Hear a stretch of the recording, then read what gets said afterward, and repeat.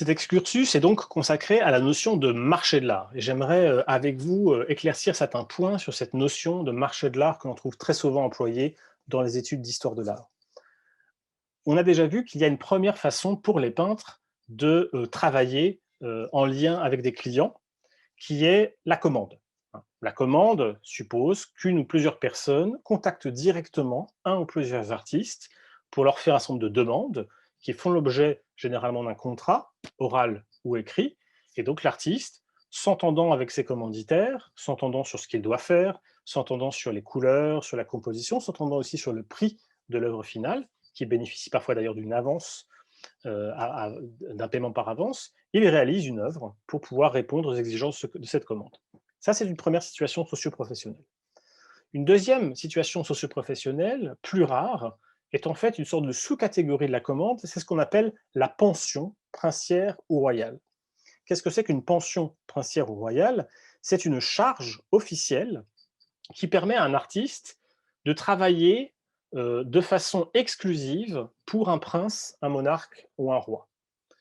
La charge, contrairement à la commande, vous offre la possibilité d'avoir ce qu'on appelle une pension, c'est-à-dire un salaire annuel.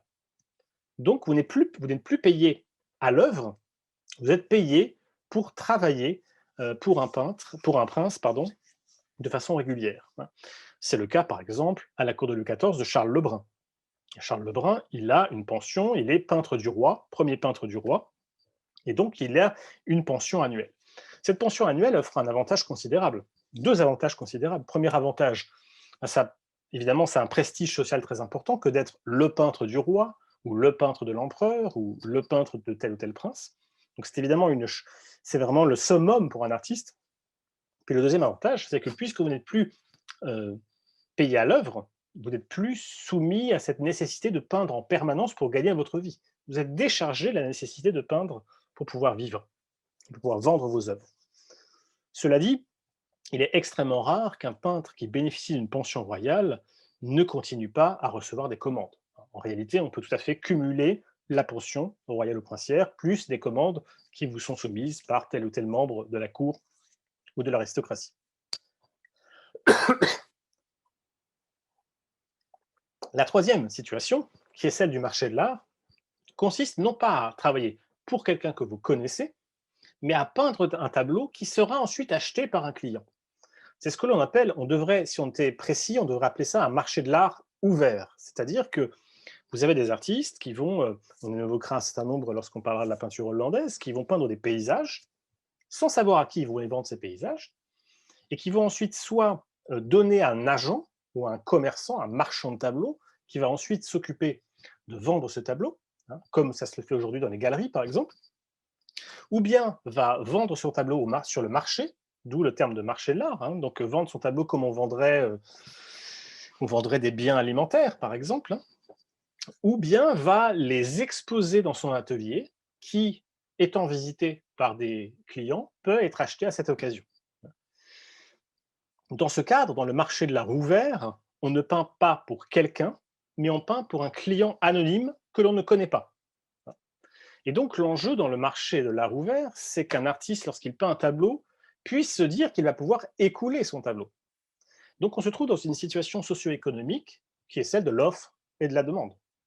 C'est-à-dire que pour qu'un peintre travaille pour le marché de l'art ouvert et puisse gagner sa vie, il faut effectivement qu'il puisse réfléchir aux moyens de faire en sorte que ces tableaux pourront intéresser des clients potentiels. Et cela explique le développement du marché de l'art ouvert. Ça va expliquer notamment qu'au XVIIe siècle, notamment dans les Pays-Bas du Sud ou les Pays-Bas du Nord, avec le développement du marché de l'art ouvert, sur lequel je reviendrai, pour ce qui concerne les Pays-Bas du Nord, on va voir une diversification des genres. Pourquoi avoir une diversification des genres artistiques? Tout simplement parce que dans un marché qui prône une tension entre l'offre et la demande, un des éléments centraux qui va donner de la valeur à une œuvre, c'est sa nouveauté. C'est le fait qu'on n'a jamais peint un tel sujet, qu'on n'a jamais peint un tel sujet de cette manière. C'est vous le savez, dans un marché de nature capitalistique, c'est la rareté qui fait souvent la valeur d'une œuvre. Et donc, les artistes vont être très souvent, euh, je dirais, encouragés par la structure même du marché de l'art ouvert à renouveler en permanence leurs solutions formelles ou iconographiques. Parce qu'au bout d'un moment, Lorsque vous avez fait 100, 200, 300 tableaux du même sujet et du même genre, bah, vous trouvez de moins en moins de clients pour pouvoir s'intéresser à ces tableaux. Et donc, il faut pouvoir faire évoluer en permanence ces œuvres, comme c'est le cas d'un certain nombre d'artistes qu'on évoquera prochainement. Et puis, il faut souligner que le marché de l'art ouvert qui va se développer, qui existe depuis l'Antiquité, hein, ce n'est pas une nouveauté, le marché de l'art ouvert, c'est quelque chose qui existe depuis que l'art existe. Hein. Et on en trouve dans l'Antiquité, on en trouve au Moyen-Âge, on en trouve au XVe, au XVIe, au XVIIe siècle. Mais ce développement de marché de l'art ouvert va s'accentuer encore au XVIIIe siècle et encore même au XIXe siècle avec l'instauration du système des galeries. Et quand, au XIXe siècle, une grande partie des monarchies et des principautés européennes vont chuter, vont disparaître ou vont s'affaiblir, et qui étaient des sources, et je pense évidemment aussi à l'Église, à la papauté, et qui étaient des sources de commandes considérables pour les artistes, évidemment, qu'est-ce qui va se passer? Les artistes vont se retourner vers les commandes directes, puis ensuite vers les œuvres peintes pour le marché.